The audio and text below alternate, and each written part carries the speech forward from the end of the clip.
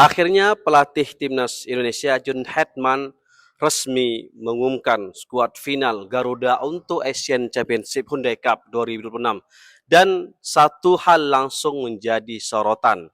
Ini bukan sekedar skuad terbaik Indonesia, ini adalah skuad yang dibentuk untuk satu misi besar, mengakhiri kutukan runner up dan membawa pulang trofi AFF pertama kali dalam sejarah.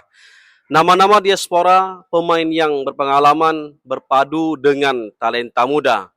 Ada Tom Hai, Marcelino Ferdinand, Rizky Ridho, Shane Patinama, Ipar Jenner, Sandy Walsh, Jordi Amat, Donitri Pamungkas hingga Mitchell Baker.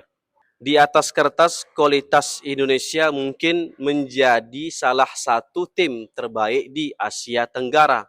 Tapi sepak bola itu tidak dimainkan di atas kertas. Di turnamen seperti AFF, yang menentukan itu bukan hanya kualitas individu, melainkan mental juara, disiplin taktik, dan kemampuan menjalankan rencana pelatih selama 90 menit. Lalu, apakah ini benar-benar skuad yang akan mengakhiri penantian panjang Indonesia, atau justru kembali harus puas menjadi runner up? Nah, itu dia. Yuk kita bahas sampai tuntas. Jadi gini teman-teman, dari pengumuman skuad final ini sebenarnya kita bisa melihat gambaran yang cukup jelas ya kan, mengenai filosofi sepak bola John Hetman. Ia tidak memilih pemain dengan hanya berdasarkan nama besar. Ia memilih pemain yang paling cocok dengan sistem bermain yang sedang ia bangun. Kalau diperhatikan ya, kombinasi atau komposisi skuad ini cukup seimbang. Mulai dari penjaga gawang yang di sana ada Nadio Argawinata, ya kan, Cahaya Supriyadi, yang yang mampu memulai build up dari belakang. Back yang begitu juga dengan back yang nyaman memainkan garis pertahanan tinggi seperti Rizky Ridho, ya kan, Sunny Walsh, dan begitu juga ditopang dengan gelandang yang kuat dalam duel-duel sekaligus progresi bola, hingga lini depan yang memiliki kecepatan dan mobilitas tinggi. Artinya apa? John tidak ingin Indonesia hanya bermain mengandalkan serangan balik cepat. Ia ingin Garuda mampu mengontrol pertandingan ya kan. Sejak menangani timnas, Hetman selalu menunjukkan satu karakter yang sangat jelas teman-teman.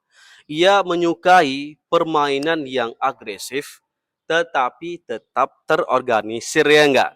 Saat kehilangan atau ketika kehilangan bola, seluruh pemain langsung melakukan counter pressing.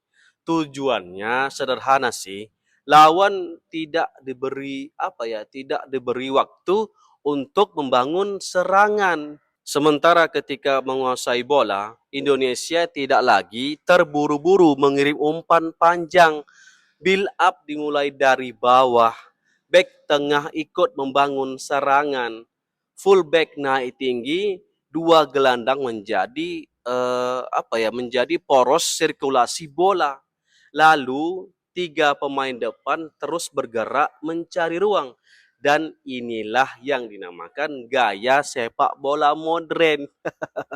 Semua pemain ikut menyerang, ikut bertahan ya enggak. Kalau aku salah, koreksi ya. Teman-teman, banyak yang memprediksi Hetman tetap akan menggunakan formasi dasarnya, yaitu 3-4-3. Namun sebenarnya ya, yang lebih penting itu tahu nggak apa?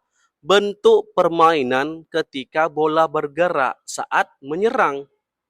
Kalian lihat nggak pas Indonesia itu main di FIFA Matchday Juni kemarin ya kan? Timnas ini bisa berubah ke 3-2-5. Wingback bisa naik sangat tinggi, dua gelandang menguasai lini tengah, lima pemain memenuhi area pertahanan lawan. Wow, gila nggak sih? Sebaliknya, ketika bertahan, formasi berubah menjadi 5-4-1. Wingback turun, blok pertahanan menjadi sangat rapat. Ruang antar lini dipersempit. Perubahan bentuk seperti inilah yang membuat timnas di era John Hetman sangat sulit ditembus. Mak paten kalian. Teman-teman, kalau menurut aku ya ada 3 kekuatan utama dari skuad final ini. Pertama, kedalaman skuad. Hampir setiap posisi memiliki pelapis yang kualitasnya tidak terpaut jauh dari pemain inti, ya kan? Kedua, variasi serangan. Indonesia bisa menyerang melalui kombinasi umpan pendek, serangan sayap, bola mati maupun transisi cepat. Ketiga, keseimbangan usia dan pengalaman. Pemain senior menjadi penuntun, sementara pemain muda membawa energi dan intensitas yang dibutuhkan dalam turnamen seperti ini. Namun ada satu tantangan yang cukup besar yang harus segera diatasi. Apa itu, Bang? Chemistry, teman-teman. Turnamen seperti AFF berlangsung dalam jadwal yang begitu padat. Waktu latihan pun terbatas, ya kan? Karena itu kombinasi atau komunikasi lah dan pemahaman antar pemain akan menjadi faktor yang sama pentingnya dengan kualitas individu, betul kan? Apalagi timnas ini hanya melakukan uji coba sekali gitu melawan Bali United. Kalau ada satu tim yang paling layak disebut favorit selain Indonesia, jawabannya jelas Vietnam. Mereka adalah juara bertahan. Yang lebih mengkhawatirkan itu tahu nggak apa? Persiapan Vietnam ini jauh lebih matang loh teman-teman. Mereka sudah menggelar training camp sejak jauh-jauh hari. Bahkan memilih Korea Selatan sebagai lokasi pemusatan latihan. Mengapa Korea kan gitu? Karena intensitas latihan di sana ya sangat-sangat tinggi. Kecepatan permainan lebih cepat, disiplin taktik yang juga jauh lebih baik. Vietnam ingin para pemain terbiasa menghadapi tekanan tinggi dan itu akan menjadi modal besar saat menghadapi atau saat memasuki AFF. Nguyen ini serius banget untuk menghadapi turnamen 2 tahunan ini. Yang lainnya kan kayak Thailand ya kan, Malaysia mungkin kali ya, menurunkan pelapis kedua. Sedangkan mereka menurunkan pelapis utama plus 3 pemain naturalisasi dari Brazil. Bang, bisa nggak timnas ngalahkan Vietnam dengan skor sekarang? Ya, jelas bisa dong. Mau nggak mau, timnas harus melewati fase grup untuk melaju ke partai final gitu kan. Ya, diantaranya harus mengalahkan Vietnam, apalagi nanti mainnya di Pakansari, mainnya hub. Kalau Indonesia ingin mengalahkan Vietnam, kuncinya sederhana sih. Ini kan menurut aku aja. Kalau misalnya kalian punya pendapat lain, boleh tulis di kolom komentar. Pasti aku baca. Kuncinya Indonesia harus memenangkan lini tengah. Kenapa gitu? Karena seluruh permainan Vietnam berawal dari penguasaan bola, ya enggak? Jika distribusi bola mereka diputus sejak awal, mereka akan kehilangan ritme. Itu aja sih sebenarnya. Lantas pertanyaannya kan sederhana, mampukah Indonesia menjadi juara? Kalau melihat kualitas pemain yang ada atau pemain yang dipanggil untuk mengikuti ajang ini, Indonesia jelas memiliki peluang yang sangat besar. Bahkan secara individu, skuad Garuda adalah atau bisa dibilang salah satu yang terkuat sepanjang sejarah keikutsertaan Indonesia di turnamen ini.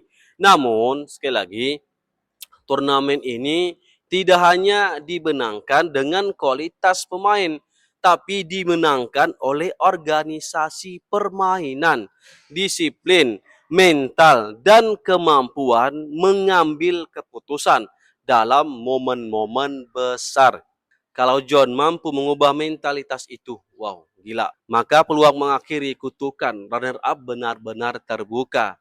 Untuk pertama kalinya, teman-teman, setelah sekian lama ya kan, Indonesia datang ke ASEAN Championship bukan hanya dengan mimpi, tetapi juga dengan modal skuad yang benar-benar kompetitif. Di setiap lini ada kualitas, di setiap posisi ada persaingan.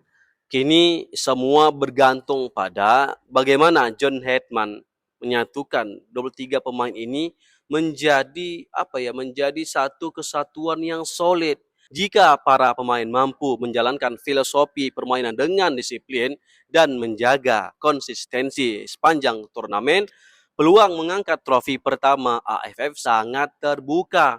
Tetapi satu hal yang harus diingat, trofi tidak dimenangkan oleh nama besar.